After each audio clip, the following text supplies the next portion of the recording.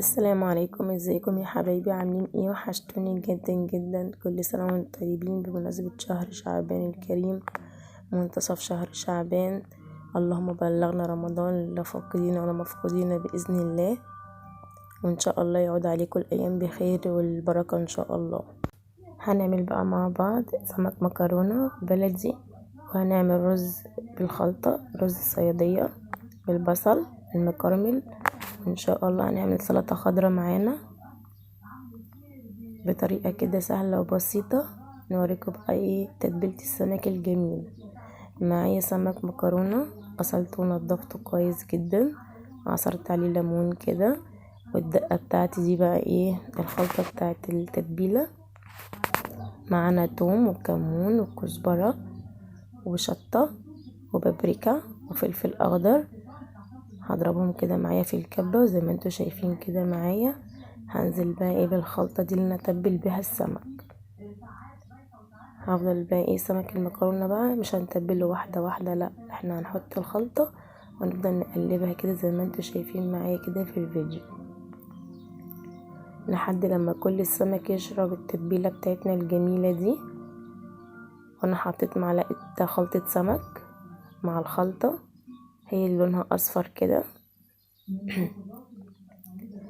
ولازم بقى ايه نسيبه نتبل كده شوية يجي ساعة، عشان التتبيلة كده تخش جوه السمكية تبقى تاكليها كده تبقى متبلة وجميلة.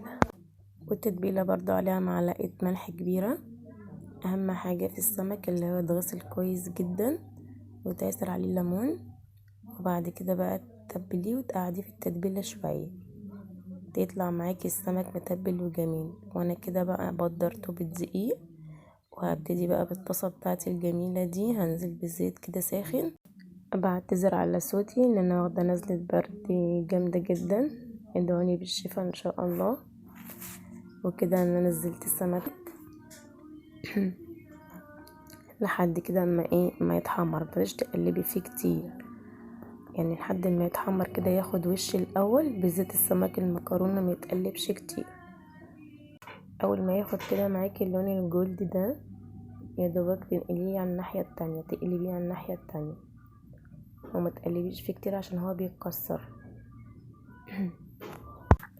اسهل طريقه سمك ممكن تقدميها بسرعه سمك المكرونه، مبياخدش اي وقت ومفيهوش اي افتكاسات طبعا، ان هو ما بتعملش غير مقلي، ان هو صغير وفي شوك فما بتعملش غير مقلي بالطريقه دي، فهو سهل جدا جدا وبيخلص معانا وطعمه لذيذ جدا.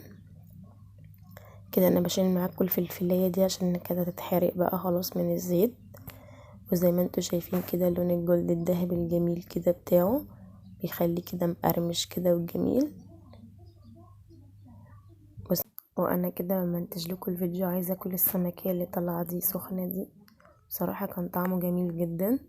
جربوها بالطريقه دي هتعجبكم. ولازم كده تسيبيه في الزيت كده شويه حلوين عشان يبقى مقرمش معاكي كده وحلو، ان السمك المكرونه ما بتاكلش غير مقرمش. طبعا بتشيلي الراس والسلسله والديل اللي هو اصلا خلاص كده ايه ما فيهوش شوك تاني، بيبقى طعمه لذيذ جدا. يلا بقى كده بينا نشوف الرز الجميل بتاعنا اتعمل ازاي.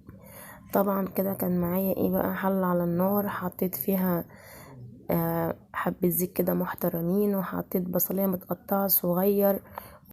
فضلت بقى احمر في البصلاية كده لحد لما خدت اللون ايه الجلد الغامق واغمق كمان شوية، عشان خاطر تدينا اللون الجميل ده لازم تبقى البصلية غامقة شوية. انا بعتذر ان التصوير قطع على الرز ومعرفتش اصور لكم التركية دي، بس ان شاء الله هصورها لكم وهتلاقوها معاكم. قبل كده انا مصوراها في فيديو السمك، كنت عاملة برضو الرز بالخلطة ده، رز الصيادية. المهم حطيت البصلاية لحد ما اتحمرت وقرصت عليها في التحمير شوية عشان تدينا اللون ده طبعا. وبعدين نزلت بالمية المغلية، وبعد ما غليت شوية نزلت بالرز والملح بتاعي. وكده النهاردة كان غدانا سمك مكرونة ورز صيادية وسلطة خضراء. يا رب يكون الغدا بتاعنا عجبكم النهاردة. جربوا السمك بطريقتي هيعجبكم جدا. مع السلامة.